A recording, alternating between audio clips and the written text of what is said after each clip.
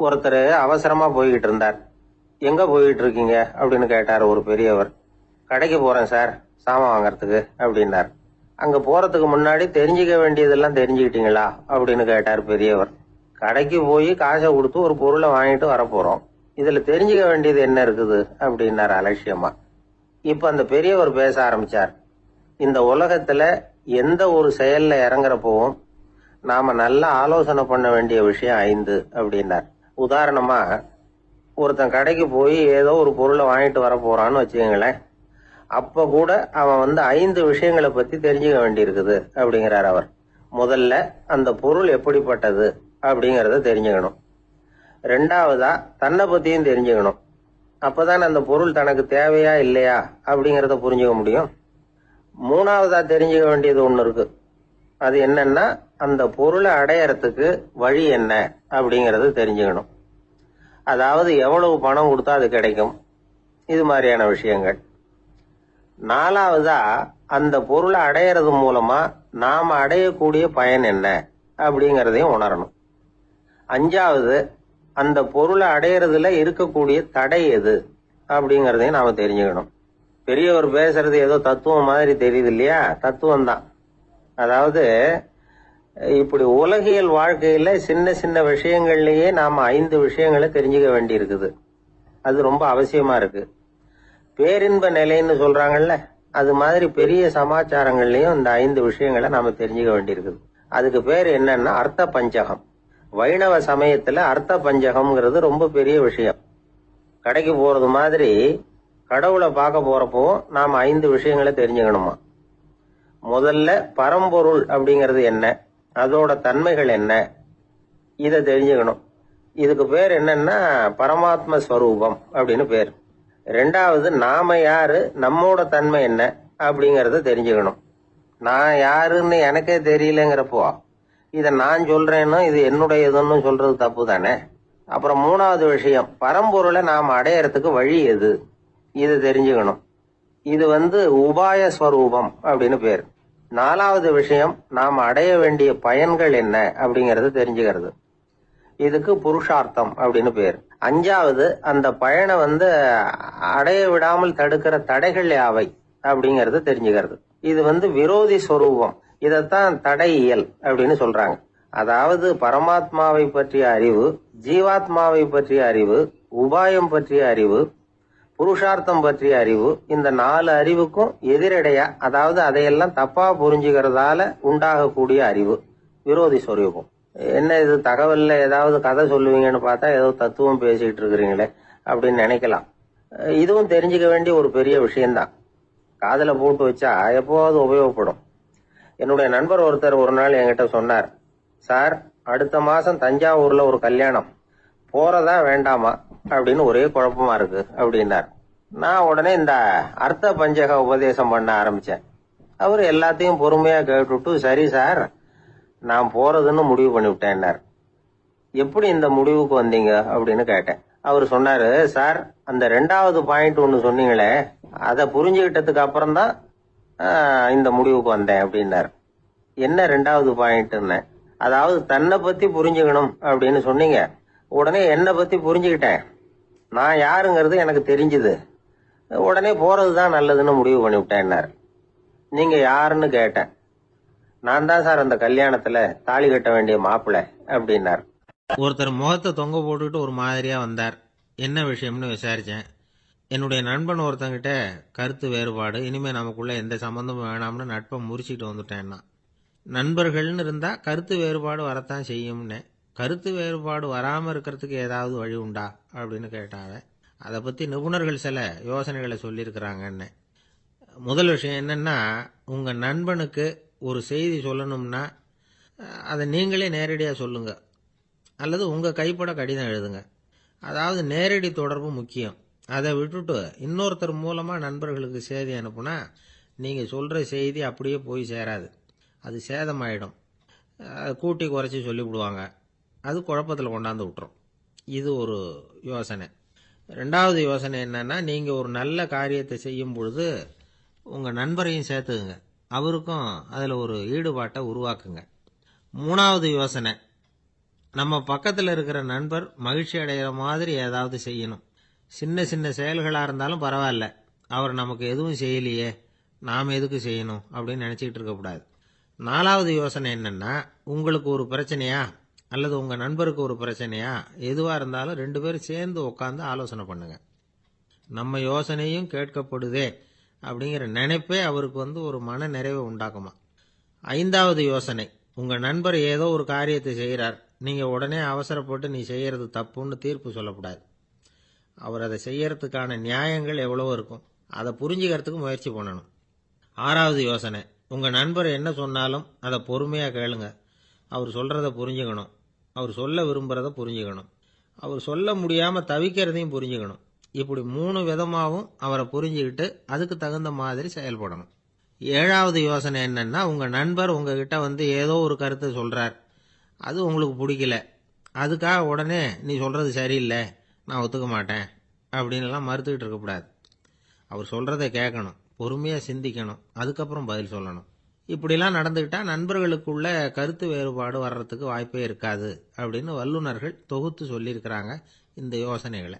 எனக்கு தெரிஞ்ச சில நண்பர்கள் உண்டு, அவங்களுக்குள்ளேயும் கருத்து வேறுபாடுகள் வராமல் இருக்கிறதுக்கு சில நுட்பங்களை கையாளுறது உண்டு.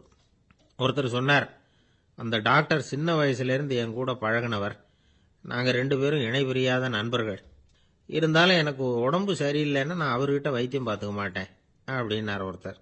ஏன் அப்படின்னு கேட்டேன். எங்கள் நட்பு கெட்டுப்போடக்கூடாது இல்லையா, அதனால தான் அப்படின்னாரு இவர். ஒரு நண்பர், அவர் ஒரு வழக்கறிஞர். ஒரு நாள் அவர்கிட்ட பேசிக்கிட்டு இருந்தேன். அப்ப கேட்டேன், ஏன் சார் நீங்கள்லாம் கோர்ட்ல வாதாடுறப்போ கருப்பு நிற அங்கி அணியிறீங்களே, அதுக்கு என்ன காரணம்? சட்டத்துக்கும் கருப்பு கலருக்கும் என்ன சம்பந்தம் அப்படின்னு கேட்டேன். அது ஒரு சுவாரஸ்யமான கதைன்னார் அவர். சொல்லுங்களேன் அப்படின்னு அவர் சொன்னார். கிபி 1694 வருஷத்துல இங்கிலாந்து அரசி 2வது மேரிங்கிறவர் இறந்து போனார்.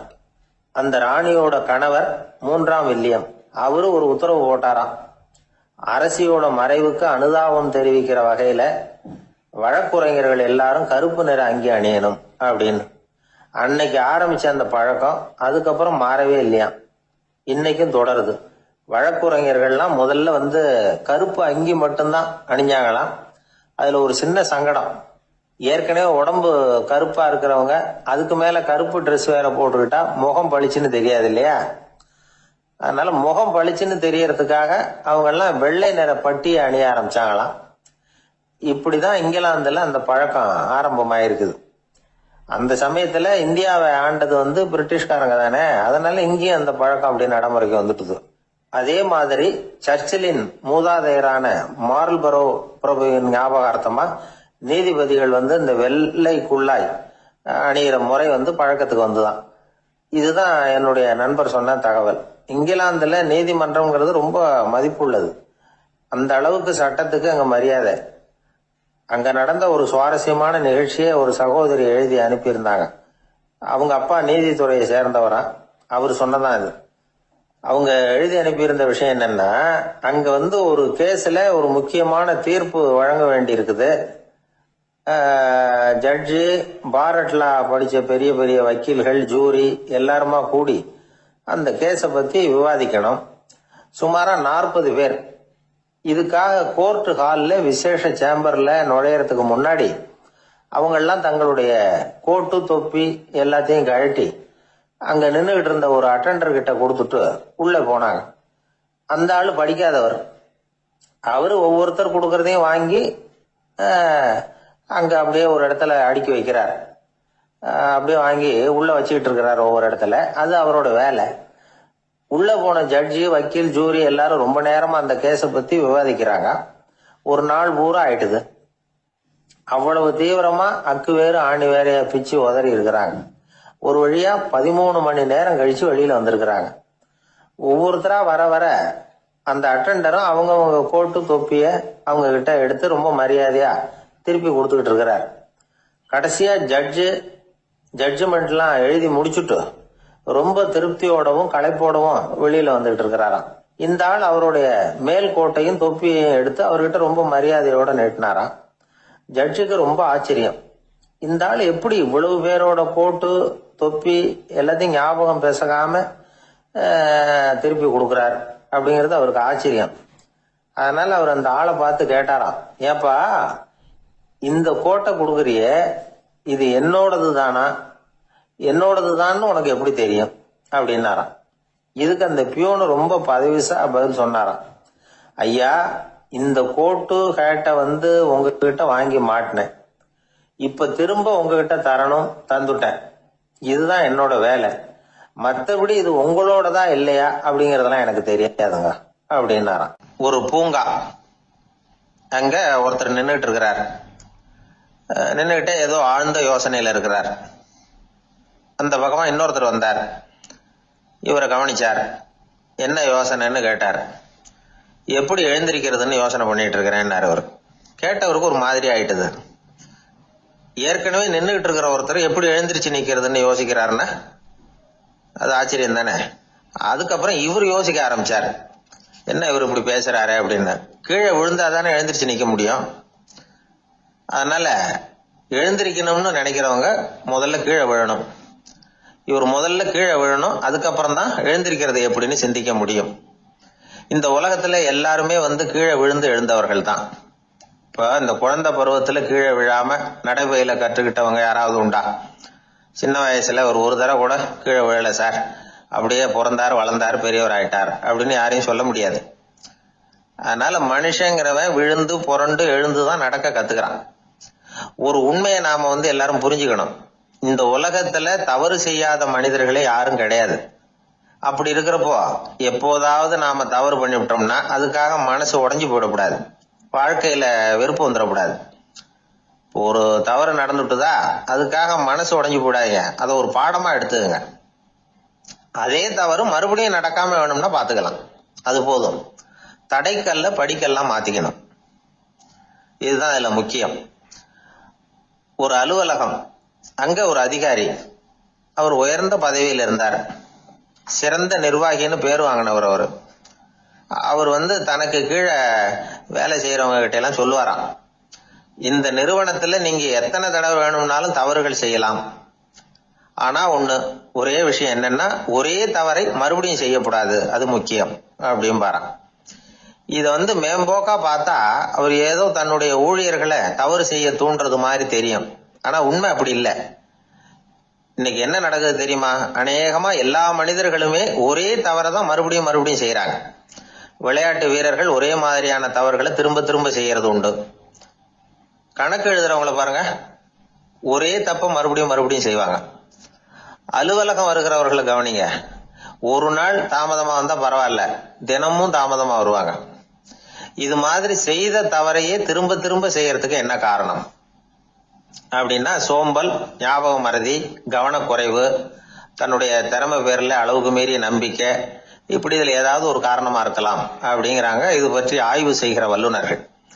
ஒரு தடவை செஞ்ச தவிர மறுபடியும் செய்யறது இல்லைன்னு முடிவு செஞ்சுக்கிட்டு அதை செயல்படுத்த கத்துக்கணும், அது போதும், வாழ்க்கை வெற்றிகரமா அமையும் அப்படிங்கிறாங்க அந்த அனுபவசாலிகள். அதனால வெற்றிகரமா வாழ்க்கையில நடைபோட விரும்பும் இளைஞர்கள் தவிர்க்க வேண்டியது என்னன்னா, முதல்ல சோம்பலை தவிருங்கள், சுறுசுறுப்பாக இயங்குங்கள் அப்படிங்கறது அவங்க அறிவுரை. ரெண்டாவது ஞாபக மறதி, எந்த செயல்லையும் ஈடுபாடு வேணும், அக்கறை வேணும். மூணாவது கவனக்குறைவு, எதையும் அலட்சியப்படுத்தக்கூடாது. நாலாவது என்னால முடியாதது எதுவுமே கிடையாது அப்படிங்கிற அளவுக்கு மீறிய நம்பிக்கை, அது ஆபத்துல கொண்டு போய் விட்டுரும். அதனால முதல் தவறு உங்களுக்கு ஒரு பாடமா அமையணும். ஒரு மனிதர் அவர் தன்னுடைய 2 காதுலயும் கட்டு போட்டுக்கிட்டு வந்தார். அவருடைய நண்பர் அதை கவனிச்சுட்டாரு. என்ன சார் ஆச்சு, 2 காதுலயும் கட்டு போட்டுறீங்களே அப்படின்னு விசாரிச்சார். ஒண்ணுமில்ல சார், வீட்டுல ரொம்ப ஆர்வமா டிவியில கிரிக்கெட் மேட்ச் பாத்துக்கிட்டு இருந்தேன். அப்போ என்னுடைய மனைவி துணிகளுக்கு அயன் பண்ணிட்டு இருந்தாங்க.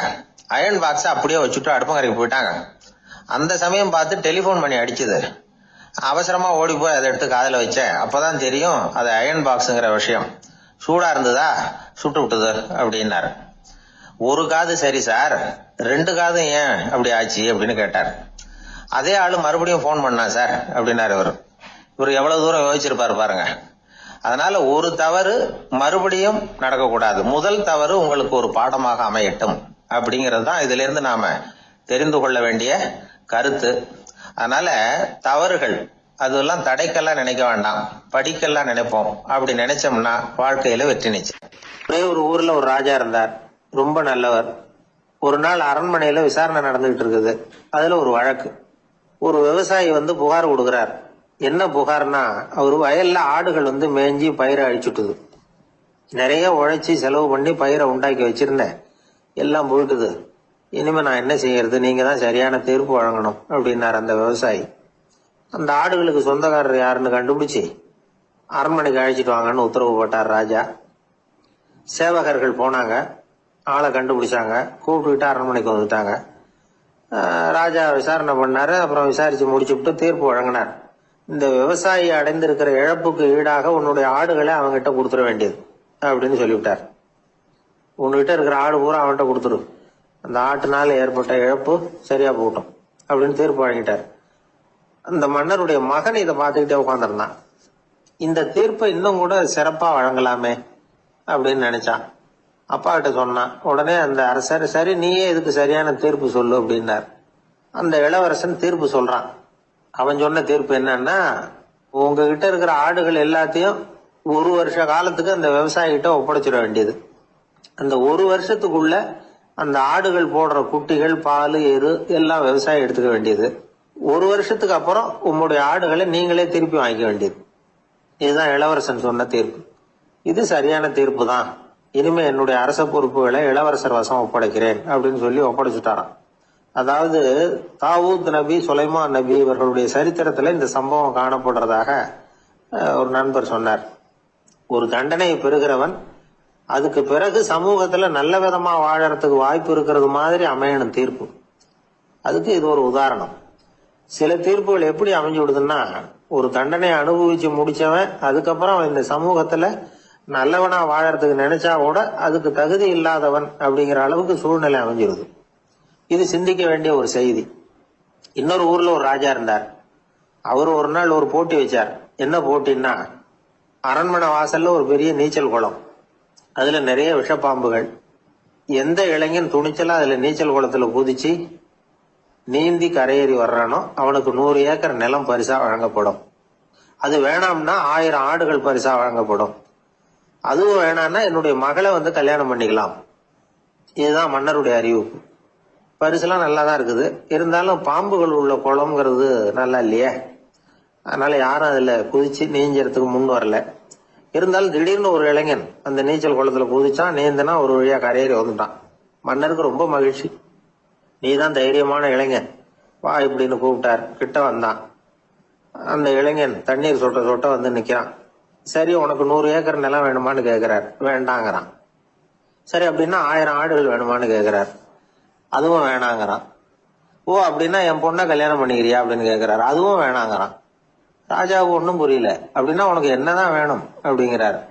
என்னை புடிச்சு இந்த குளத்துல தள்ளி விட்டவன் யாருங்கிறது எனக்கு தெரியணும் அப்படின்னு. அன்பா இருக்கணும்னு அநேக பெரியவங்க சொல்லி இருக்கிறாங்க. நாமளும் அதை கேட்டுட்டு அன்பு காட்டுறதுக்கு தயாரா தான் இருக்கிறோம். அதை வாங்கறதுக்கு தான் ஆளை காணும். இருந்தாலும் அன்புல எத்தனையோ வகை உண்டு. அதை சரியா புரிஞ்சுக்கிட்டு அதுக்கப்புறம் அன்பு காட்ட ஆரம்பிக்கணும். வகையை புரிஞ்சுக்காம அன்பு காட்டினா வம்புல மாட்டிக்க வேண்டியதுதான். அன்புன்னா சாதாரணமா நினைச்சு விடாதீங்க. அதுல எவ்வளவு விதம் தெரியுமா? இரக்கம், கருணை, காருண்யம், பந்துத்துவம், பட்சம், பாசம், நேசம், விசுவாசம், அபிமானம், காதல், பக்தி, இப்படி பல விதமா அதை பத்தி சொல்லி வச்சிருக்கிறாங்க பெரியவங்க. இந்த வார்த்தைகள் எல்லாம் நாம கேள்விப்பட்டதுதான். இருந்தாலும் அதுகளுக்குள்ள என்ன வித்தியாசம்னு கேட்டா சரியா சொல்ல தெரியாது. அதனால இந்த வார்த்தைகளுக்கெல்லாம் பெரியவங்க என்ன விளக்கம் சொல்றாங்கன்னு இப்ப பார்க்கலாம். எளியவர்கள் மேல செலுத்துற அன்பு இருக்கு பாருங்க, அதுக்கு இரக்கம்னு பேரு. அறிவு பலம், சரீர பலம், இது ரெண்டும் இல்லாதவங்க மேல, அதாவது வலிமையற்றவர்கள் மேல செலுத்துற அன்பு இருக்கு பாருங்க, அதுதான் கருணை. எறும்புல இருந்து யானை வரைக்கும் சகல ஜீவராசிகள் மேலேயும் காட்டுற அன்புக்கு காருண்யம்னு பேரு, ஜீவகாருண்யம். சிவி சக்கரவர்த்தி காட்டின அன்பு இந்த ரகம். உறவினர்கள், சொந்தக்காரங்க, அவங்க வசதியா இருந்தாலும் வறுமையில இருந்தாலும் வித்தியாசம் இல்லாம காட்டுற அன்பு இருக்கு பாருங்க, அதுக்கு பேரு பந்துத்துவம். ஒரு எஜமானன் வேலையாள் கிட்ட காட்டுற அன்பு இருக்கு பாருங்க, அதுக்கு பேரு தான் பட்சம். அவனும் தன்னை மாதிரி மனுஷன்தாங்கிற நினைப்பு வேணும். ஒரு தாய் தன்னுடைய குழந்தை மேல, ஒரு குழந்தை தன்னுடைய தாய் மேல செலுத்துற அன்புக்கு பாசம்னு பேரு. ஈருடல் ஓர் உயிர்னு நினைக்கிறது இது. ராமரும் கௌசலையும் இதுக்கு உதாரணம். தம்மை ஒத்த நண்பர்கள் கிட்ட செலுத்துற அன்புக்கு நேசம்னு பேரு. வயசு, செல்வம், அந்தஸ்து இந்த வித்தியாசம் எல்லாம் பார்க்காம அவங்க சுக துக்கத்துல சமபங்கு எடுத்துக்கிறது இது. கிருஷ்ணன் குசேலர்கிட்ட காட்டினது இந்த ரகம். வேலை செய்யறவன் முதலாளி கிட்ட காட்டுற அன்புக்கு விசுவாசம்னு பேரு. தேசத்து மேலையும் தாய்மொழி பேர்லயும் செலுத்துற அன்புக்கு அபிமானம்னு பேரு. தேசாபிமானம்னு சொல்றமே இதுதான். ஒரு கணவன் மனைவி பேர்ல காட்டுற அன்புக்கு காதல்னு பேரு. கடவுள் பேர்ல செலுத்துற அன்புக்கு பக்தின்னு பேரு. இப்படி அன்புல பல ரகம் இருக்கிறப்போ அதுல உள்ள வித்தியாசம் தெரியாம இடம் மாத்தி அன்பு காட்டினா இடைஞ்சல் தான். சரி, இந்த அன்பை பத்தி விஞ்ஞானம் என்ன சொல்லுது தெரியுமா? இதயத்தை பாதுகாக்கிறதுக்கு முக்கியமா தேவைப்படுற ஒண்ணு இந்த அன்புதான்னு சொல்லுது. நெதர்லாந்து விஞ்ஞானிகள் இதை ஆராய்ச்சி பண்ணியே கண்டுபிடிச்சிருக்கிறாங்க. கொஞ்சம் முயல் குட்டிகளை 2 பிரிவா பிரிச்சாங்க. 2 குரூப்புக்கும் கொழுப்பு அதிகமா உள்ள ஆகாரத்தையே கொடுத்துட்டு வந்தாங்க. ஆனா ஒரு குரூப்புக்கு வெறுமன ஆகாரத்தை கொடுத்ததோட சரி, இன்னொரு குரூப் முயல்களுக்கு ஆகாரம் கொடுத்ததோட நிறுத்திக்கல. அதுக்கு முன்னாடி கூண்டுகளை திறந்து விட்டு முயல்களை கொஞ்ச நேரம் எடுத்து கொஞ்சி விட்டு அதுக்கப்புறமா ஆகாரம் கொடுத்தாராம் ஆராய்ச்சியாளர். இந்த குரூப்புக்கு இதய பாதிப்பு 60% குறைச்சலா இருந்துதான். சில நோயாளிகளுக்கு ஹார்ட் அட்டாக் வந்தாலும் அதை தாங்கிக்கிட்டு குணமாகிற சக்தி அதிகமா இருக்குது. இது எப்படின்னு ஆராய்ச்சி பண்ணி பார்த்திருக்கிறாங்க. அவங்க எல்லாம் மனைவி தன் பேர்ல ரொம்ப அன்பா இருக்கிறதாக நினைக்கிறவங்களா இருக்கிறாங்களாம். இதய நோயாளிகள் பல பேரை சந்திச்சு இதய நோய் ஏற்பட என்ன காரணம்னு கேட்டிருக்கிறாங்க. அவங்க சொன்ன காரணம்லாம் சாப்பாடு சம்பந்தமா இல்லையா, மனைவி அன்பா இல்ல, இப்படிப்பட்ட காரணத்தை தான் சொல்றாங்களாம். அதனால இதயத்தை பாதுகாக்கணும்னு நினைக்கிறவங்க அடுத்தவங்க அன்பா இருக்கிறது மாதிரி பாத்துக்குங்க, அதுதான் முக்கியம். ஒருத்தர் முகம் பூரா பிளாஸ்டரி போட்டுக்கிட்டு வந்தார். ரொம்ப கோபமா, என்னங்க ஆச்சுன்னு விசாரிச்சேன். எல்லாம் உங்களாலதான் சார்னார். விவரமா சொல்லுங்களேன். என்ன? உங்க தகவலை கேட்டுட்டு ஒரு பூனைக்குட்டிய கையில எடுத்தேன், அன்பா அதை தடவி கொடுக்கறதுக்காக. ஆனா அது முந்திக்கிட்டது, அது என் முகத்தை தடவி கொடுத்துட்டுது, முகம் பூரா நகை கீறல், அதுதான் இப்படி அப்படின்னார். அன்புல அறிவு சேராததுனால வந்த கோளாறு இது. வாழ்க்கையில வெற்றி பெற என்ன வழி? இது ஒரு முக்கியமான கேள்வி. இதுக்கு எல்லாரும் பொதுவா சொல்ற ஒரு பதில், உழைச்சா வெற்றி பெறலாம் அப்படிங்கிறது தான். வாழ்க்கையில வெற்றி பெற உழைப்பு மட்டும் இருந்தா போதாது, நேர்மையும் வேணும் அப்படிங்கிறார் பால் ஹாஃப்மேன். இவர் யார் தெரியுமா? இவர் ஒரு பெரிய பொருளாதார நிபுணர். 2வது உலகப் போர் முடிஞ்ச சமயம் அப்போ இவர் அமெரிக்காவின் நிதி ஆலோசகரா இருந்தார். தன்னுடைய வாழ்க்கையில நடந்த பழைய நிகழ்ச்சி ஒண்ணு அவர் சொன்னார். இளம் வயசுல படிச்சு முடிச்சதும் அவர் வேலை தேடிட்டு இருந்தாராம். அப்போ ஒரு கால்நடை வைத்தியர்கிட்ட போய் வேலை கேட்டிருக்காரு. இவர் அங்க போன சமயத்துல அந்த டாக்டர் தன்னுடைய பழைய கார் ஒன்ன விற்பனை செய்யறதுக்காக வேற ஒருத்தர்கிட்ட பேரம் பேசிட்டு இருந்தார். வாங்க வந்தவர் இவர்கிட்ட அந்த காரை பற்றின விவரம் எல்லாம் கேட்டுக்கிட்டு இருந்தார். கார் நல்ல நிலைமையில இருக்குமா அப்படிங்கிற கவலை அவருக்கு. எல்லா விவரங்களையும் கேட்டுக்கிட்டு அவர் கடைசியா சொன்னார், டாக்டர், இந்த காரை நீங்களே என்னுடைய ஊருக்கு ஓட்டிட்டு வர வேண்டியது. கார் எந்த ரிப்பேரும் ஆகாம என்னுடைய ஊருக்கு சேர்ந்துட்டுதுன்னா அங்கேயே நான் பணம் கொடுத்து இந்த காரை வாங்கிக்கிறேன் அப்படின்னார். நம்ம கார் அவ்வளவு தூரத்துக்கு வழியில எந்த கோளாறும் இல்லாம போய் சேருமா அப்படிங்கிற சந்தேகம் டாக்டருக்கு. அவர் என்ன செஞ்சார் தெரியுமா? தன்கிட்ட வேலை கேட்டு வந்திருந்த இளைஞர் பால் ஹாஃப்மேனை கூப்பிட்டார். அவர்கிட்ட சொன்னார், இத பாருப்பா, இந்த காரை நீ அவருடைய ஊர் வரைக்கும் நல்லபடியா ஓட்டிட்டு போய் சேர்த்துட்டீன்னா உனக்கு நான் வேலை கொடுத்து விடுறேன். அது மட்டும் இல்ல, காரு விற்கிற தொகையில கமிஷனும் கொடுக்குறேன், என்ன சம்மதமா அப்படின்னு கேட்டார். ஹாஃப்மேன் யோசனை பண்ணார். அதுக்கப்புறம் சரின்னு சொல்லி சம்மதிச்சார். கொஞ்ச நேரத்துல அவரும் கார் வாங்க வந்தவரும் புறப்பட்டாங்க. இவர் ரொம்ப சிரமப்பட்டு வழியில எங்கேயும் நிறுத்தாம காரை ரொம்ப சாமர்த்தியமா ஓட்டிட்டு போய் சேர்த்துட்டார். அவர் இவரை அழைச்சிக்கிட்டு வீட்டுக்குள்ள போனார். அப்புறம் கேட்டார், இத பாருப்பா, இப்ப சொல்லு, இந்த காரோட நிலைமை இப்ப எப்படி இருக்கு? உண்மையிலேயே இது நல்ல நிலைமையில இருக்குதா? உன்னுடைய மனசாட்சிப்படி பதில் சொல் அப்படின்னார். இவரும் உடனே காரு நல்ல நிலைமையில தான் இருக்கு அப்படின்னு சொல்றதுக்கு வாயை திறந்தார். அதுக்குள்ள பார்வை எதிரில் உள்ள சுவர் மேல பட்டுது. அங்க இயேசுநாதர் படம் ஒண்ணு மாட்டியிருந்தாங்க. அதுக்கு அடியில எழுதியிருந்த வாசகம் என்னன்னா, நீ பேசும் ஒவ்வொரு வார்த்தையையும் இயேசு கவனித்துக் கொண்டிருக்கிறார் அப்படின்னு இருந்தது. அந்த வரிகளை பார்த்தார். உடனே காரு சரியில்லை அப்படிங்கிற உண்மையை சொல்லிவிட்டார். இவர் இப்படி சொன்னதும் அவர் இவரை ரொம்ப ஆச்சரியமா பார்த்தார். இவர்கிட்ட இருந்த நேர்மை அவரை சிந்திக்க வச்சது. உன்னுடைய நேர்மையை பாராட்டுறேன், உனக்கு கமிஷன் கிடைக்கணுங்கிறதுக்காகவே நான் இந்த காரை வாங்கிக்கிறேன்னார். இப்போ அவர் திகைச்சு போய் நின்னார். மறுபடியும் அவர் சொன்னார், நீ காரை ஓட்டிட்டு வரும்பொழுதே உன்னுடைய திறமையை பார்த்தேன், உனக்கு விருப்பம் இருந்தா நீ என்கிட்டயே வேலைக்கு சேர்ந்து விடலாம் அப்படின்னார். பால் ஹாஃப்மேன் அவர்கிட்ட வேலைக்கு சேர்ந்தார். படிப்படியா முன்னேறினார். கடைசியில பாத்தீங்கன்னா அமெரிக்காவுடைய நிதி ஆலோசகரா ஆனார். அதுக்கப்புறம் அவர் அந்த பழைய சம்பவத்தை எப்பவும் மறக்கிறது இல்லை, அடிக்கடி சொல்றது உண்டு. அதனால இதுல இருந்து நாம தெரிஞ்ச வேண்டியது என்னன்னா, வாழ்க்கையில முன்னுக்கு வரணும்னா உழைப்பு மட்டும் போதாது, நேர்மையும் வேணும். ஆனா இந்த காலத்துல சிலருடைய நேர்மை நமக்கு ஆச்சரியமா கூட இருக்கும். ஒருத்தர் புஸ்தக கடை வச்சிருந்தார். ரொம்ப நேரமா தேடி ஒரு புத்தகத்தை கையில் எடுத்தார். அதுக்கு பில் போட சொன்னார். அந்த புத்தக கடைக்கு வந்த இன்னொருத்தர் பில் போடுறவர், சார் இந்த புத்தகம் மகா அறுவை, மகா மட்டம், இது வேணாம் உங்களுக்கு, வேற ஏதாவது ஒண்ணு பாருங்கன்னார். புத்தக கடை வச்சிருக்கிறவரே இப்படி சொன்னார். வாங்க வந்தவர் இவர் ஆச்சரியமா பார்த்தார். உங்க நேர்மையை பாராட்டுறேன், அது சரி இந்த புத்தகத்தை ஏற்கனவே நீங்க படிச்சு பார்த்துட்டீங்களான்னு கேட்டார். அதை படிச்சு வேற பாக்கணுமான்னார். அப்புறம் எப்படி இது மகாமட்டம்னு சொல்றீங்க அப்படின்னார். அதை எழுதினவனே நான் தான் சார் அப்படின்னார் அவர். இது ஒரு விதமான நேர்மை, நேர்மையை ஒத்துக்கிறது. எப்படி இருந்தாலும் வாழ்க்கையில உழைப்பும் நேர்மையும் உயர்வதற்கு வழிகள். உழைப்பை விட நேர்மை முக்கியம் அப்படிங்கறத புரிந்து கொண்டால் வாழ்க்கையில வெற்றி நிச்சயம். ஒரு ஊர்ல ஒரு ராஜா இருந்தார். பெரிய அரண்மனையில தான் இருக்கிறார். எல்லா வசதியும் இருந்தது.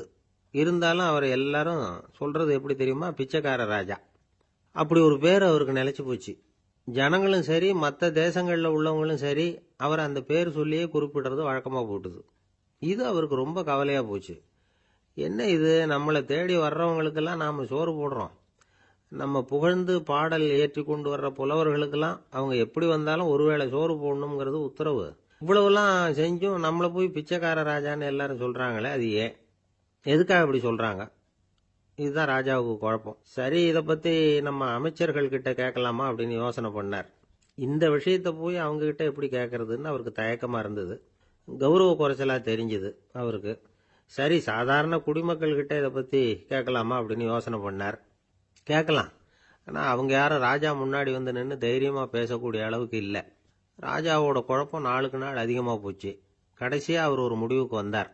அதாவது இதை பத்தி ஒரு பிச்சைக்காரங்கிட்டே கேட்டு பார்த்துட்டா என்ன. இதுதான் அவர் பண்ண முடிவு. உடனே மாறு வேஷம் போட்டுக்கிட்டு நகர்வலம் போனார். ஒரு பிச்சைக்காரனை கண்டுபிடிச்சார். இதை பாருப்பா, நம்ம ராஜாவை எல்லாரும் பிச்சைக்கார ராஜான்னே சொல்றாங்களே, அதுக்கு என்ன காரணமா இருக்கும் அப்படின்னு கேட்டார். அதுக்கு அவன் சொல்றான், இதுக்கான பதில இன்னும் ஒரு 30 நாள்ல சொல்றேன் அப்படின்னா. உடனே இவருக்கு சந்தோஷம். உண்மையை அவங்ககிட்ட சொன்னார். நான் வேற யாரும் இல்லை, நான் தான் இந்த நாட்டு ராஜா.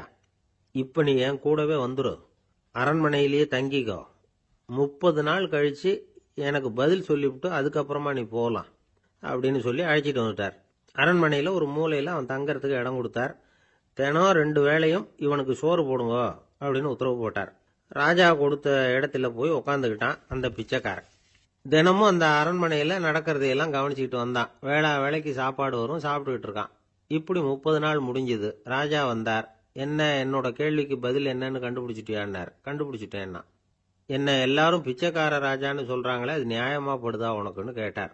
நியாயமா தான் படுது, சந்தேகம் இல்லாம நீங்க பிச்சைக்கார ராஜா தான். என்னதான் நீங்க வசதியோடவும் படைபலத்தோடவும் இருந்தா கூட நீங்க எங்க வர்க்கத்தை சேர்ந்த ஆசாமி தான் அப்படின்னு அடிச்சு சொல்லிவிட்டான் அந்த ஆள்.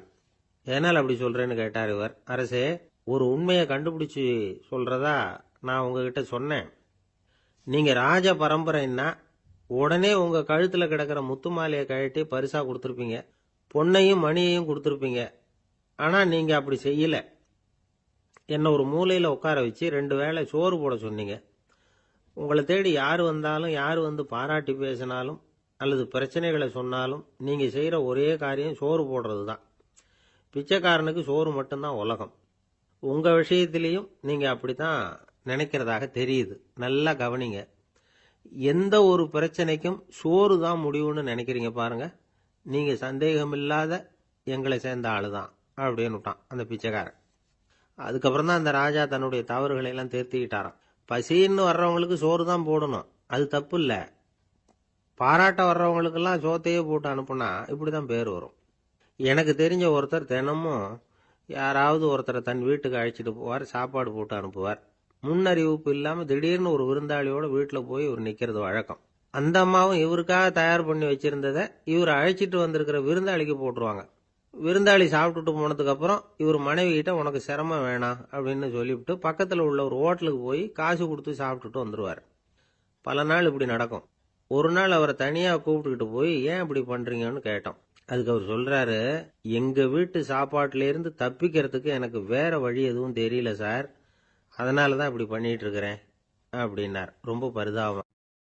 அள்ள அள்ள குறையாதது அட்சய பாத்திரம், அது நமக்கு தெரியும், கேள்விப்பட்டிருக்கிறோம். ஆனா போட போட நிரம்பாத ஒரு பாத்திரம் உண்டு. அது என்ன தெரியுமா? நம்மள பல பேர்கிட்ட அந்த பாத்திரம் உண்டு. அதுதான் பேராசை அப்படிங்கிற பாத்திரம். அதை நிறைவு செய்யவே முடியாது. பேராசையை பத்தி சுஃபி இலக்கியத்துல ஒரு பிரபலமான கதை உண்டாம். அதை ஒரு பெரியவர் எடுத்து சொல்லியிருக்கிறார். ஒரு மன்னர் நகர்வலம் போயிட்டு இருக்கார். ஒரு பிச்சைக்காரன் மன்னர் எதிரில் வர்றான். பிச்சை போடுங்கிறான். என்னுடைய அமைதியை கெடுக்காதே போங்கிறார் மன்னர். அவன் சிரிக்கிறான். அரசே, உங்களுடைய அமைதி கெடக்கூடிய நிலையில இருந்தா அதுக்கு பேர் அமைதியே கிடையாது அப்படின்னு. எதிரில் நிக்கிறது வெறும் பிச்சைக்காரன் இல்ல, யோகி அப்படிங்கறத மன்னர் புரிஞ்சுக்கிட்டார். துறவியே, உங்களுக்கு என்ன வேணும்னாலும் கேளுங்க, கொடுக்கறேன்னாராம். அந்த துறவி மறுபடியும் சிரிக்கிறார். அரசே, உங்களால முடியாததையெல்லாம் கொடுக்க முடியும்னு சத்தியம் செய்யாதீங்க அப்படின்னார். மன்னருக்கு கோபம் வந்துட்டுது. என்ன இவர் இப்படி சொல்றாரு அப்படின்னு நினைச்சார். நகர்வலத்தை பாதியிலேயே நிறுத்தினார். வாங்க அரண்மனைக்குன்னார். துறவியை அழைச்சிக்கிட்டு அரண்மனைக்கு வந்துட்டார். துறவி தன்கிட்ட இருந்த பிச்சை பாத்திரத்தை நீட்டினார். இது நிறைய எனக்கு பொற்காசுகள் வேணும் அப்படின்னாராம். அவ்வளவுதானா, இது ஒரு பெரிய காரியமா அப்படின்னு கையை தட்டினாராம் மன்னர். ஒரு பெரிய தாம்பாளம் நிறைய பொற்காசுகள் சேர்ந்தது. அதை அள்ளி போட்டார். போட போட அந்த பிச்சை பாத்திரம் நிரம்பவே இல்லை. பொற்காசுகள் போட போட அவ்வளவே உள்ள வாங்கிக்கிட்டே இருக்குது. அரசாங்க கஜானாவே காலி ஆயிட்டுது. மூட்டை மூட்டையா பொற்காசுகளை கொட்டி பார்த்துட்டாங்க. அது முழுங்கிக்கிட்டே இருக்குது. கடைசி வரைக்கும் அந்த பிச்சை பாத்திரம் நிரம்பவே இல்லை. அரசர்கிட்ட இருந்த கர்வம் போயிட்டுது. அப்படியே பொத்துன்னு துறவி காலில் விழுந்தார். அப்போ அந்த துறவி சொன்னாராம், மன்னா, இந்த பிச்சை பாத்திரத்தை உங்களால மட்டும் இல்ல, வேற யாராலையும் நிரப்ப முடியாது. அதுக்கு என்ன காரணம்னா, இது சாதாரண பிச்சை பாத்திரம் இல்ல, பேராசைகளோட வாழ்ந்து செத்து போன ஒரு மனிதனின் மண்டை ஓடுது அப்படின்னாராம். பாருங்க, இதுதான் அந்த சுஃபி இலக்கிய கதை. செத்த பிறகும் நிறைவு இல்லைன்னா அது எப்பேற்பட்ட பேராசையா இருக்கும்னு யோசிச்சு பார்த்துங்க. நம்மால ஒருத்தர் கல்யாணம் பண்ணிக்க பொண்ணு பார்த்துக்கிட்டு இருந்தார். அழகு, அறிவு, படிப்பு எதுவும் தேவையில்லை, பணம் மட்டும் இருந்தா போதும் அப்படின்னு பாக்குறவங்க கிட்ட எல்லாம் சொல்லி வச்சார்.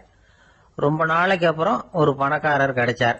அவர் சொன்னார், இத பாருங்க, எனக்கு 20 வயசுல ஒரு மகள், அவளை நீங்க கல்யாணம் பண்ணிக்கிட்டா 2 லட்சம் பணம் கொடுப்பேன். 25 வயசுல ஒரு பொண்ணு, அவளை கல்யாணம் பண்ணிக்கிட்டா 2.5 லட்சம் தருவேன். 30 வயசுல ஒரு பொண்ணு இருக்கா, அவளை கல்யாணம் பண்ணிக்கிட்டா 3 லட்சம் தருவேன். என்ன சொல்ற அப்படின்னாராம். இவன் கொஞ்ச நேரம் யோசிச்சு பார்த்திருக்கான். அதுக்கப்புறம் மெதுவா அவரை நிமிர்ந்து பார்த்து, ஏன் சார், உங்ககிட்ட 50 வயசுல ஏதாவது பொண்ணு இருக்கா அப்படின்னு கேட்டானா.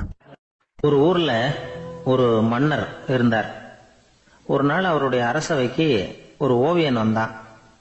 அவன் சீனா தேசத்திலிருந்து வந்தவன், தாவோ சிந்தனையாளன். அவன் அங்க மன்னர் முன்னாடி நிக்கிறான். யாரும் செய்ய முடியாத ஒரு காரியத்தை என்னால செய்ய முடியும்னா. இவன் இப்படி சொன்னதை கேட்டதும் ஏற்கனவே அங்க இருந்த அரசவை ஓவியன் ஒருத்தனுக்கு கோபம் வந்துட்டுது. இதோ பாரு, இப்படி எல்லாம் பேசக்கூடாது, நான் வேணும்னா உன்னுடைய சவாலை ஏத்துக்கிறேன் அப்படின்னா. நாம 2 பேரும் ஓவியம் தீட்டுவோம், அதை பார்த்துட்டு நம்ம 2 பேர்ல யாரு சிறந்த ஓவியன் அப்படிங்கறத மன்னரே தீர்மானம் செய்யட்டும், என்ன சொல்ற அப்படின்னு கேட்டான் அவன். அவனும் சரின்னு ஒத்துக்கிட்டான். போட்டி ஆரம்பமாச்சு. அரசர் அவங்களுக்கு 2 சுவர்களை ஒதுக்கி கொடுத்தார். 6 மாச காலம் அவகாசம் கொடுத்தார். 2 ஓவியர்களும் அவங்கவங்க வேலையை ஆரம்பிச்சாங்க. இரவு பகலா வேலை செய்ய ஆரம்பிச்சுட்டாங்க. 6 மாசம் முடிஞ்சது. அரசர் பார்த்தார். முதல்ல தன்னுடைய அரசவை ஓவியர் தீட்டி இருந்த ஓவியத்தை பார்த்தார். ரொம்ப பிரமாதமா இருந்தது, பாராட்டினார். இதோ பாரு, உன்னுடைய ஓவியம் அற்புதமா இருக்கு, உயிரோட்டம் உள்ளதா இருக்குது, கலையின் உச்சமே இதுதான், இதை விட சிறந்த ஒரு ஓவியத்தை வேற யாராலையும் படைக்க முடியாது அப்படின்னார். அதுக்கப்புறம் அந்த சீன ஓவியன் கிட்ட போனார். எங்க உன்னுடைய ஓவியம்னு கேட்டார். திரைச்சீலையை விலக்கி விட்டு பாருங்கன்னா. மன்னர் அந்த திரைச்சலையை விளக்குனார். உள்ள ஓவியம் இருக்க வேண்டிய இடம் கண்ணாடி மாதிரி தெரிஞ்சுது. அவன் அந்த 6 மாச காலமா அந்த சுவரை தேய்ச்சி தேய்ச்சி கண்ணாடி மாதிரி ஆக்கி வச்சிருக்கிறான். அதுக்கு நேரா எதிர் சுவரில் அரசவை ஓவியம் தீட்டின ஓவியம் இருக்கு. அது எதிரில் இருந்த இந்த கண்ணாடியில பட்டு பிரதிபலிக்குது. மன்னர் யோசனை பண்ண ஆரம்பிச்சார். அப்புறம் அந்த சீன ஓவியனை பார்த்து கேட்டார், இதை பாரு, நீ என்னுடைய ஆளை தோற்கடிச்சுட்ட அப்படிங்கறதுல சந்தேகம் இல்லை. ஆனாலும் எங்களை ஏமாத்தி இருக்கிற, எந்த ஓவியமும் நீ வரையிலையே அப்படின்னார். அரசே, இதுதான் உண்மையான ஓவியம், உயிருள்ள ஓவியம். இது மனோபாவங்களை பிரதிபலிக்கும், மாறுகின்ற காலங்களை அப்படியே காட்டும் அப்படின்னா அந்த சீன ஓவியன். கையால வரைகிற ஓவியங்கள்ல சலனம் இல்லை. கண்ணாடி அப்படி கிடையாது. சக்தியின் ஓட்டம் அதுல எப்பவும் இருந்துகிட்டே இருக்கும். கண்ணாடி மட்டுமே ஜீவன் உள்ள ஓவியமா இருக்க முடியுங்கிறத அந்த சீன ஓவியன் தெரிஞ்சு வச்சிருந்தான். ஏன்னா அவன் ஒரு தாவோ சிந்தனையாளன். ஒவ்வொரு குழந்தையும் இந்த கண்ணாடியோட தான் பிறக்குது. ஆனா நாம என்ன செய்யறோம்னா ஓவியங்களை கண்ணாடி மீது பதிப்பிச்சு விடுறோம். கண்ணாடி நம்மளை பிரதிபலிக்குது. நம்முடைய அழகோ அவலட்சணமோ கண்ணாடியை பாதிக்கிறது இல்லை. ஏன்னா அதுக்கு மனம் கிடையாது. கடந்து போன வினாடியை பத்தி அது சிந்திக்கிறது இல்லை.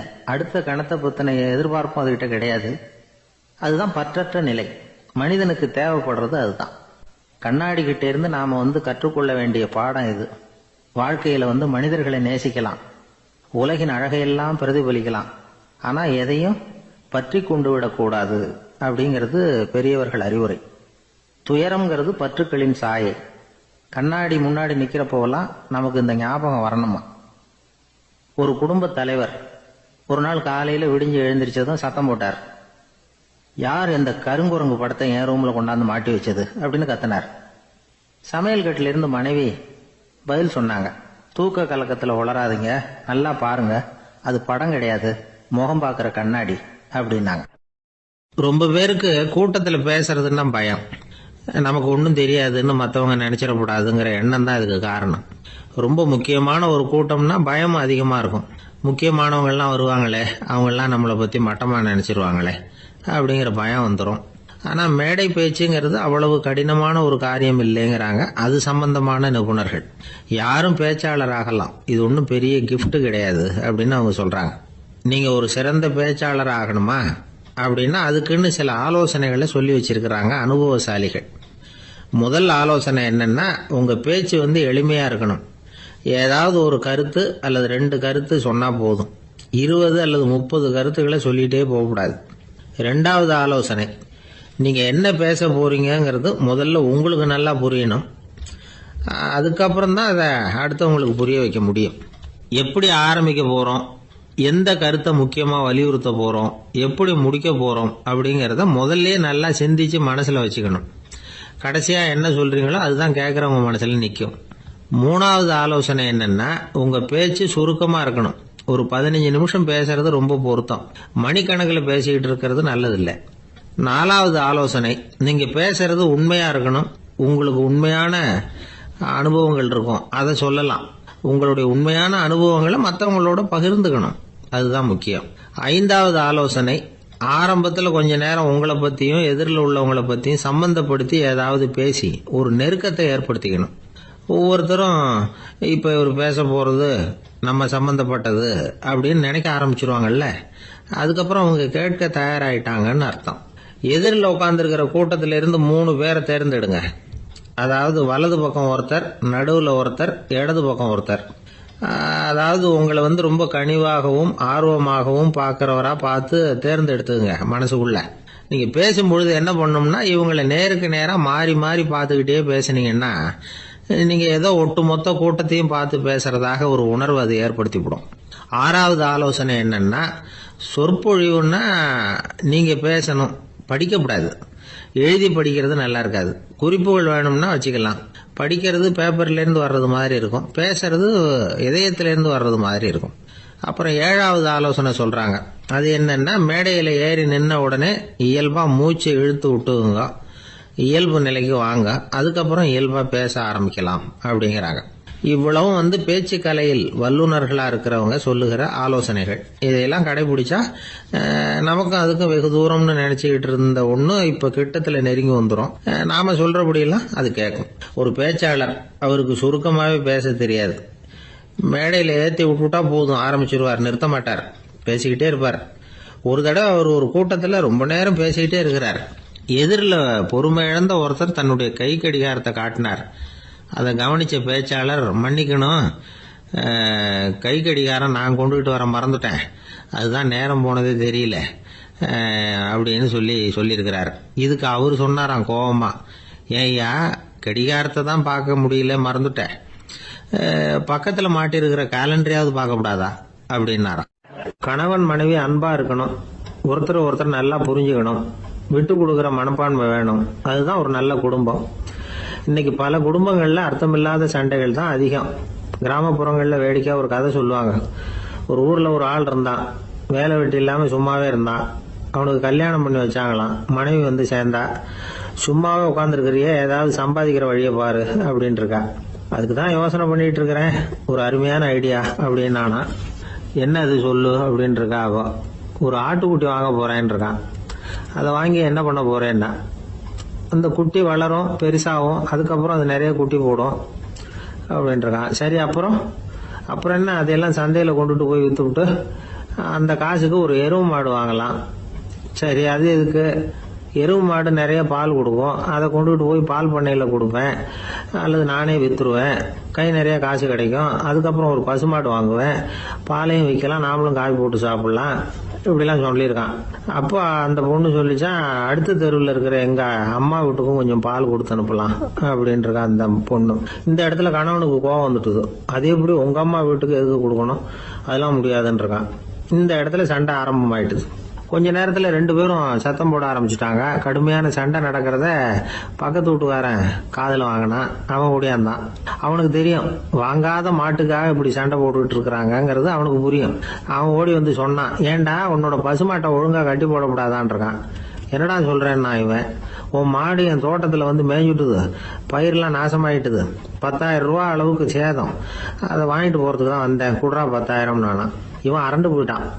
அப்புறம் சொன்னா, டே நான் இன்னும் மாடே வாங்கலையே, அதுக்குள்ள அது எப்படிடா உன் தோட்டத்துல மேயும், என்னடா உளறேன்னு இருக்கான். நீ தாண்டா இப்ப உளறிட்டு இருக்க, மாடே வாங்கல, அதுக்குள்ள எப்படிடா உன்னுடைய மனைவி அவங்க அம்மா வீட்டுக்கு பால் கொடுத்து அனுப்ப முடியும் அப்படின்னு அவன் கேட்டானா. நம்ம ஆளுக்கு இப்பதான் புத்தி வந்துதான், அர்த்தமே இல்லாத சண்டை போட்டுக்கிட்டு இருக்கிறோம் அப்படிங்கறத அவன் புரிஞ்சுக்கிட்டானா. இது நம்ம முன்னோர்கள் சொல்லி இருக்கிற ஒரு கதை. சண்டையில தான் அர்த்தம் இல்லையே தவிர கதையில் அர்த்தம் உண்டு. அதாவது இல்லாத விஷயங்களுக்காக சண்டை போட்டுக்கிட்டு இல்லறத்தை வீணாக்கிக்கிட்டு இருக்கிற மனிதர்கள் இன்றைக்கு நிறைய பேர் இருக்கிறாங்க. ஒருத்தன் தன்னுடைய மனைவியை பத்தி மாமனார்கிட்ட புகார் சொன்னானா, மாமா உங்க பொண்ணு அர்த்தமில்லாத சண்டை போடுறா, எதுக்கு எடுத்தாலும் எடுத்தெறிஞ்சு பேசுறா அப்படின்னு இருக்கான். நீ எப்படி மாப்பிள்ளை அதை சமாளிக்கிற அப்படின்னு கேட்டிருக்காரு அவரு. அவ எடுத்தெறியறது என் மேல படாம ஒதுங்கி நின்னுக்கிறேன் அப்படி. தேசத்து மேலையும் தாய்மொழி பேர்லயும் செலுத்துற அன்புக்கு அபிமானம்னு பேர். தேசாபிமானம்னு சொல்றமே இதுதான். ஒரு கணவன் மனைவி பேர்ல காட்டுற அன்புக்கு காதல்னு பேரு, கடவுள் பேர்ல செலுத்துற அன்புக்கு பக்தின்னு பேரு. இப்படி அன்புல பல ரகம் இருக்கிறப்போ அதுல உள்ள வித்தியாசம் தெரியாம இடம் மாத்தி அன்பு காட்டினா இடைஞ்சல் தான். சரி, இந்த அன்பை பத்தி விஞ்ஞானம் என்ன சொல்லுது தெரியுமா? இதயத்தை பாதுகாக்கிறதுக்கு முக்கியமா தேவைப்படுற ஒண்ணு இந்த அன்புதான்னு சொல்லுது. நெதர்லாந்து விஞ்ஞானிகள் இதை ஆராய்ச்சி பண்ணியே கண்டுபிடிச்சிருக்கிறாங்க. கொஞ்சம் முயல் குட்டிகளை 2 பிரிவா பிரிச்சாங்க. 2 குரூப்புக்கும் கொழுப்பு அதிகமா உள்ள ஆகாரத்தையே கொடுத்துட்டு வந்தாங்க. ஆனா ஒரு குரூப்புக்கு வெறுமன ஆகாரத்தை கொடுத்ததோட சரி, இன்னொரு குரூப் முயல்களுக்கு ஆகாரம் கொடுத்ததோட நிறுத்திக்கல. அதுக்கு முன்னாடி கூண்டுகளை திறந்து விட்டு முயல்களை கொஞ்ச நேரம் எடுத்து கொஞ்சி விட்டு அதுக்கப்புறமா ஆகாரம் கொடுத்தாராம் ஆராய்ச்சியாளர். இந்த குரூப்புக்கு இதய பாதிப்பு 60% குறைச்சலா இருந்துதான்.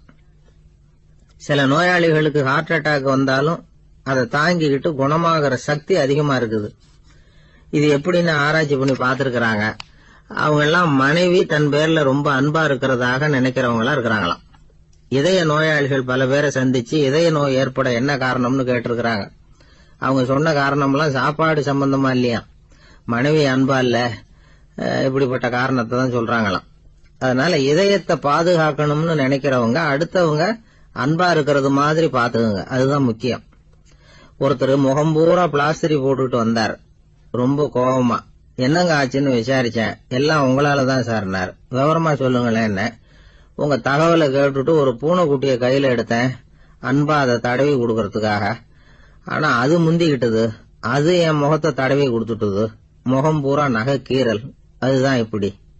ஒரு பள்ளிக்கூடம், அதுல வசதியான வீட்டுக்குள்ள ஒருத்தன் படிச்சுக்கிட்டு இருந்தான். இன்னொரு ஏழை பையனும் அங்க படிச்சுக்கிட்டு இருக்கிறான். இவங்க 2 பேரும் ஒரே தெருவுல தான் இருக்கிறாங்க.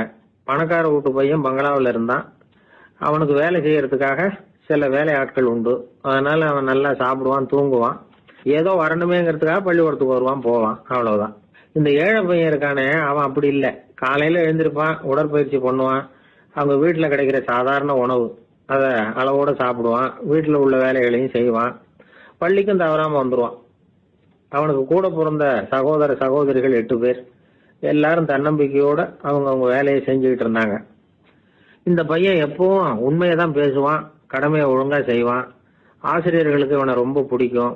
அதனால இவன் அந்த பள்ளிக்கூடத்து மாணவர் தலைவனா ஆக்கியிருந்தாங்க. இது அந்த பெரிய இடத்து பையனுக்கு பிடிக்கல. மாணவர் தலைவனுக்கு பணிஞ்சு போறதுக்கும் அவனுக்கு விருப்பம் இல்லை. ஒரு நாள் வகுப்புல ஆசிரியர் எல்லா மாணவர்களுக்கும் ஒரு வேலை கொடுத்தார். எல்லாரும் அதை சுறுசுறுப்பா செஞ்சுக்கிட்டு இருக்கிறாங்க. இவன் மட்டும் சோம்பலா உட்காந்துருக்கிறான். ஆசிரியர் அந்த பக்கமா வந்தார், இதை பார்த்துட்டார். உடனே மாணவர் தலைவனா இருக்கிற அந்த ஏழை பையனை கூப்பிட்டார். இந்த பாருப்பா, ஏன் அந்த பையன் இப்படி சும்மா உட்காந்துருக்கிறான், என்னன்னு விசாரிச்சு சொல்லு அப்படின்னு சொல்லிவிட்டு உள்ள போயிட்டார். இவன் மெதுவா போய் அவன்கிட்ட விசாரிச்சான், ஏன் இப்படி சோர்ந்து போய் உட்காந்துருக்கிற அப்படின்னு. அவன் ரொம்ப அலட்சியமா அவனை திரும்பி பாக்குறான். என்னோட சிரமம் உனக்கு என்ன தெரியும்? வீட்டுல என்னுடைய சௌகரியங்களை கவனிக்கிற வேலை ஆட்கள் 2 பேரும் இன்னைக்கு வேலைக்கு வரல. அதனால என்னோட வேலையெல்லாம் நானே கவனிக்கிற மாதிரி ஆயிட்டுது. அதனால சோர்ந்து போட்டேன் அப்படின்னு நானு. அப்புறம் கேட்டிருக்கான், அது சரி, உன்னுடைய வீட்டுல உன்னுடைய வேலைக்காரங்க வராத போது நீ எப்படி சமாளிக்கிற அப்படின்னு கிண்டலா கேட்டிருக்கான். அதாவது இவன் ஏழைங்கிறதையும் இவன் வீட்டுல வேலை செய்யறதுக்கு யாரும் இல்லைங்கிறதையும் இப்படி சொல்லி கிண்டல் பண்றான். இந்த ஏழை பையனுக்கு இது புரிஞ்சுது, மனசு வேதனை போட்டுது. இருந்தாலும் வெளியில காட்டியாம சிரிச்சுக்கிட்டே சொன்னானா, எனக்கு அந்த கவலையே கிடையாது. என்னுடைய உதவிக்கு நான் நினைச்ச உடனே என்னுடைய காரியத்தை செய்யறதுக்கு 8 பேர் எப்பவும் தயாரா இருப்பாங்க அப்படின்னு நானு. இவன் இப்படி சொன்னதும் அவனுக்கு ஒரு மாதிரி ஆயிட்டுதான். தலையை குனிஞ்சுக்கிட்டே போயிட்டான். உள்ளே உட்கார்ந்து ஆசிரியர் காதுல இது விழுந்தது. உடனே இந்த ஏழை பையனை உள்ள கூப்பிட்டு போனாரு, கேட்டாரு, என்னப்பா அப்படி சொல்ற? இவன் பொய் சொல்ல மாட்டாங்கிறது அவருக்கு தெரியும். அவனை சமாளிக்கிறதுக்காக இப்படி ஒரு பொய்யை சொல்லியிருப்பாங்கிறதையும் அவரால் ஏத்துக்க முடியல. ஏப்பா, நீ நினைக்கிற காரியத்தை செய்ய 8 பேர் தயாரா இருக்கிறதா சொன்னிய, உன்னுடைய சகோதர சகோதரிகளை குறிப்பிட்டு அப்படி சொன்னியா அப்படின்னு கேட்டார். இல்லைங்க ஐயா, நான் அவங்கள குறிப்பிட்டு அப்படி சொல்லலன்னா. அப்படின்னா பொய் சொன்னியா? இந்த சின்ன விஷயத்துக்கு அப்படி பொய் சொல்லலாமான்னார். ஐயா, நான் பொய்யும் சொல்லலன்னா. இவன் அப்படின்னா நீ சொன்னதுக்கு என்ன அர்த்தம்னார். இப்ப அந்த பையன் சொல்றான், ஐயா, நான் நினைக்கிறத செய்து முடிக்க என் கூட இருக்கிற அந்த 8 பேர் யாருன்னா 2 காலு, 2 கை, வாய், மூக்கு, கண்ணு, காது, ஆக மொத்தம் 8. இவங்க தான் இந்த வேலை ஆட்கள். நான் சொல்றதை செய்யறதுக்கு, நான் சொல்றதை கேட்கறதுக்கும் செய்யறதுக்கும் அவங்க எப்பவும் தயாரா இருக்காங்க. அந்த அளவுக்கு என்னுடைய பயிற்சிகள், பழக்க வழக்கங்கள் மூலமா அவங்கள நல்ல நிலைமையில வச்சிருக்கிறேன் அப்படின்னா. இந்த கதைய சுவாமி சின்மயானந்தர் சொல்றது வழக்கம். இயற்கை நமக்கு கொடுத்திருக்கிற வேலை ஆட்கள் இந்த 8. இவங்களை நல்ல முறையில வச்சிருந்து வேலை வாங்க வேண்டியது நம்முடைய கடமை. அந்த கடமையை ஒழுங்கா செஞ்சுக்கிட்டு வந்தா வாழ்க்கையில வெற்றி நிச்சயம். இல்லைன்னா குழப்பம்தான். புத்தி சரியா இல்லைன்னா இந்த வேலையாட்கள் நாம சொல்றத கேட்க மாட்டாங்க. ஒருத்தன் குடி போதையில தள்ளாடி தள்ளாடி போய் ஒரு மரத்துல முட்டிக்கிட்டானா. தலையில கட்டு போட்டுக்கிட்டு மறுநாள் வந்திருக்கான். ஏன்டா இப்படி பண்றேன்னு கேட்டிருக்காங்க. நான் ஒதுங்கி போன்னு தான் சொன்னேன், அது கேட்கல அப்படின்னு இருக்கான். எது கேட்கல? உன்னோட காலா அப்படின்னு கேட்டிருக்காங்க. இல்லைங்க, அந்த மரம் அப்படின்னு நானா. அது ஒரு புகைவண்டி நிலையம். அங்க ஒருத்தர் காலார நடந்து வந்துகிட்டு இருந்தார். அவரு தன்னுடைய வீட்டுல உட்காந்து ரொம்ப நேரம் எழுதுவார். எழுதுற நேரம் போக மற்ற நேரங்கள்ல தம்முடைய சொந்த வயல்கள்ல வேலை பார்ப்பார். அது முடிஞ்சதும் என்ன பண்ணுவாருன்னா, பக்கத்துல இருக்கிற புகைவண்டி நிலையத்துக்கு போவார். அங்க கொஞ்ச நேரம் அப்படியே காலார நடந்து வருவார். இது அவருடைய அன்றாட வழக்கம். அன்னைக்கு அது மாதிரி தான் அவரு நடந்து வந்துகிட்டு இருக்கிறார். அந்த சமயத்துல அங்க நடைமேடையில ஒரு அம்மையார் நின்றுட்டு இருக்கிறாங்க. இவரை கண்டதும் கையை தட்டி கூப்பிட்டாங்க, இங்க கொஞ்சம் வர முடியுமா அப்படின்னாங்க. இவர் போனார். என்னங்கன்னு விசாரிச்சார். அந்த அம்மையார் விவரம் சொன்னார். ஐயா, நானும் என்னுடைய வீட்டுக்காரரும் இங்க வந்தோம். அதோ நிக்குதே அந்த ரயில்ல ஏறி ஊருக்கு போகணும். என்னுடைய வீட்டுக்காரரு அதோ அந்த உணவு விடுதிக்கு போயிருக்காரு, இன்னும் வரல. அவர் வர்றதுக்குள்ள ரயில் புறப்பட்டுரும் போல இருக்கு. நீங்க ஓடி போய் அவரை அழைச்சிக்கிட்டு வர முடியுமா அப்படின்னு கேட்டாங்க. சரின்னாரு இவரு. உடனே அந்த அம்மா தன்னுடைய கணவர் எப்படி இருப்பார் அப்படிங்கிற அடையாளங்களை கொஞ்சம் சொல்லி அனுப்புனாங்க. போய் தேடிட்டு இருக்க வேண்டாமேங்கிறதுக்காக. பார்க்கறதுக்கு இப்படி இருப்பார், இந்த மாதிரி ஆடை அணிஞ்சிருப்பார் அப்படின்னு விவரமா சொன்னாங்க. அதை இவர் கவனமா கேட்டுக்கிட்டார். நீங்க போய் அழைச்சிட்டு வாங்க, வந்த உடனே உங்களுக்கு உண்டான கூலியையும் கையோட கொடுத்து விடுறேன் அப்படின்னாங்க அந்த அம்மா.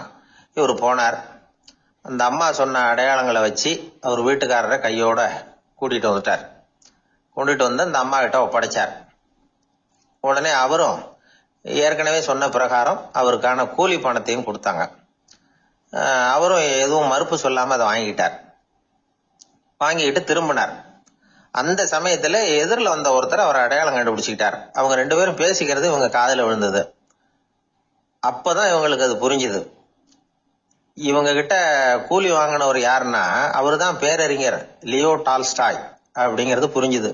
அவங்க 2 பேரும் பேசிக்கிறத வச்சு ரஷ்ய நாட்டின் மிகப்பெரிய ஞானி லியோ டால்ஸ்டாய், சோவியத் நாட்டின் ஈடு இணையற்ற இலக்கிய மேதை. இது தெரிஞ்ச உடனே அந்த அம்மா அவர்கிட்ட ஓடினாங்க. ஐயா, உங்களுக்கா நான் கூலி கொடுத்தேன், நான் பெரிய தவறு பண்ணிவிட்டேன் அப்படின்னு சொல்லி வருத்தப்பட்டாங்க. பரவாயில்ல, ஆனா நீங்க எனக்கு கொடுத்த கூலி பணத்தை நான் திருப்பி கொடுக்க மாட்டேன். ஏன் தெரியுமா? அது நான் உழைச்சி பெற்ற தொகை அப்படின்னார். யாருக்குமே அதிக மகிழ்ச்சியை தரக்கூடிய பணம் எதுன்னு கேட்டா அது அவங்க உழைப்புக்கு ஊதியமா கிடைக்கிற பணம் தான்.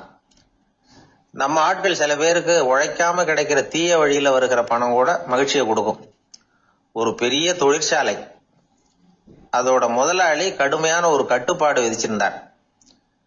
அது என்ன கட்டுப்பாடுன்னா, இந்த தொழிற்சாலைக்கு உள்ள யாரும் சிகரெட் பிடிக்கக்கூடாது அப்படிங்கிறது தான். ஒரு நாள் இந்த முதலாளி தன்னுடைய தொழிற்சாலைய சுற்றி பார்த்துக்கிட்டு வரார். அப்போ ஒரு இளைஞன் உள்ள சிகரெட் பிடிச்சிக்கிட்டு இருந்தான். அதை பார்த்து விடுறாரு. அவ்வளவுதான், அவருக்கு கோபம் வந்துட்டுது. உடனே உதவியாளரை கூப்பிட்டார். அதோ பாரு, அந்த சிகரெட் பிடிச்சிக்கிட்டு இருக்கிறானே, அவன் கணக்கை முடிச்சு வெளியில அனுப்பி வச்சிரு அப்படின்னு உத்தரவு போட்டார். அது பிரகாரம் உடனே அவனை அழைச்சிட்டு போய் கணக்கு பார்த்து சம்பள பாக்கி அப்புறம் உதவித்தொகை எல்லாத்தையும் மொத்தமா கையில கொடுத்து வெளியில அனுப்பி வச்சுட்டாங்க. அவன் பணத்தோட வெளியில வந்தான். ஏதோ யோசனை பண்ணபடியே நின்றுகிட்டு இருந்தான். அவன் என்னப்பா யோசிக்கிற அப்படின்னாரு எதிரில் வந்தவர். இவன் சொன்னான், ஒண்ணுமில்ல, என்னோட நண்பன் ஒருத்தனை பாக்குறதுக்காக உள்ள போனேன். பேர் என்னன்னு கேட்டுட்டு ஒரு 50,000 ரூபாய் பணத்தையும் கொடுத்து வெளியில அனுப்பி வச்சுட்டாங்க. அதுதான் ஏன்னு புரியல, யோசனை பண்ணிட்டு இருக்கிறேன் அப்படின்னு நானா இவன். அதனால நாம உழைச்சி சம்பாதிக்கிற பணம் தான் உயர்வு, சும்மா வர்ற பணம்லாம் மகிழ்ச்சியை தராது அப்படிங்கறத புரிஞ்சுக்கணும்.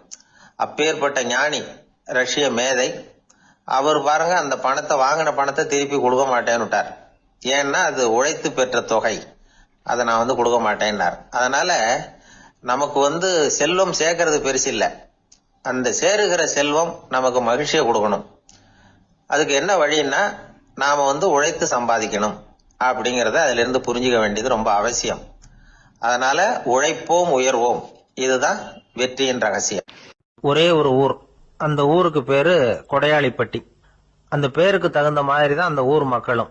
யார் என்ன கேட்டாலும் இல்லைன்னு சொல்லாம கொடுப்பாங்க. கொடையாளிகள் நிறைந்த ஊர். இனாமா மட்டும் இல்ல, கடனாவும் பணம் கொடுப்பாங்க. யாருக்காவது அவசரமா பணம் தேவைப்பட்டதுன்னு வச்சுக்கோங்க, அந்த ஊருக்கு போய் வாங்கிக்கலாம். பத்திரம் தேவையில்லை, சாட்சி தேவையில்லை, ஜாமீன் தேவையில்லை, எந்த உத்தரவாதமும் கேட்காம பணம் கொடுத்துருவாங்க. நம்மால் ஒருத்தனுக்கு பணம் தேவைப்பட்டது, சொந்த பந்தமெல்லாம் கேட்டு பார்த்தா யாரும் கொடுக்கற வழியா தெரியல. எல்லாரும் அவங்கவுங்க சௌரியத்தை பாக்குறவங்க, அடுத்தவங்க சௌரியத்தை பத்தி கவலைப்படாதவங்க. இவன் எல்லாரையும் கேட்டு பார்த்துட்டு சோர்ந்து போய் உக்காந்துட்டான். அந்த நேரம் தான் கொடையாளிப்பட்டியை பத்தி கேள்விப்பட்டான். அப்படி ஒரு ஊர் இருக்கிறது தெரிஞ்சதும் அந்த ஊருக்கு வழி கேட்டுக்கிட்டு ஒரு நாள் புறப்பட்டு போனான். வயல்காட்டு வழியா போக வேண்டியிருந்தது. மெதுவா நடந்து ஊர் எல்லைக்கு வந்துட்டான். 2 பக்கமும் விவசாய வேலைகள் மும்முரமா நடந்துகிட்டு இருக்குது. ஏறு உழுதுகிட்டு இருக்கிறாங்க.